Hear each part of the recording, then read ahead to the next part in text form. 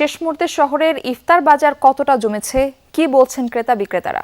Murphy, Ramzan মাস মানেই হরেক রকমের ইফতার সামগ্রীর সমাহার এবং সারা দেশব্যাপী যেমন চিত্র, বরিশালেও কিন্তু একই চিত্র। বরিশালের যে রেস্টুরেন্টগুলো রয়েছে, বিশেষ করে নামি দামি যে রেস্টুরেন্টগুলো রয়েছে, প্রতিটি রেস্টুরেন্টে কিন্তু 20 থেকে 25 ধরনের ইফতার সামগ্রী নিয়ে বসেছেন তারা, এবং ক্রেতারা কিন্তু তাদের যে নির্ধারিত পছন্দের ইফতার সামগ্রীগুলো কিনে নিচ্ছেন। যদিও বড় বড় যে ইফতার রেস্টুরেন্টগুলো রয়েছে সেখানে কিন্তু দামের কিছু তারতম্য রয়েছে, এবং সাধারণ যে ইফতার সামগ্রী ছোলা বুট, বেগুনি, পেঁয়াজু, আলুর চপ, এর বাইরেও কিন্তু বিভিন্ন মাংসের তৈরি ইফতার সামগ্রী আমরা এখানে দেখেছি। আস্ত মুরগি বিক্রি হচ্ছে, খাসির লেগ রোস্ট বিক্রি হচ্ছে 1200 টাকা থেকে 1400 টাকা পর্যন্ত। এছাড়া গরুর মাংস, মুরগির মাংস তৈরির বিভিন্ন ইফতার সামগ্রী রয়েছে। পাশাপাশি মিষ্টি জাতীয় খাবারও কিন্তু এখানে পাওয়া যাচ্ছে।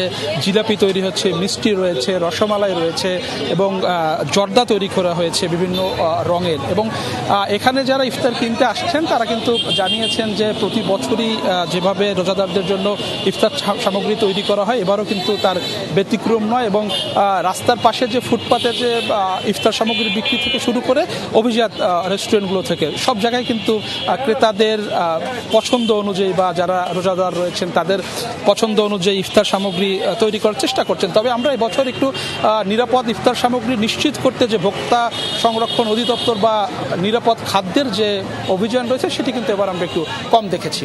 মার্ফি, ধন্যবাদ আপনাকে।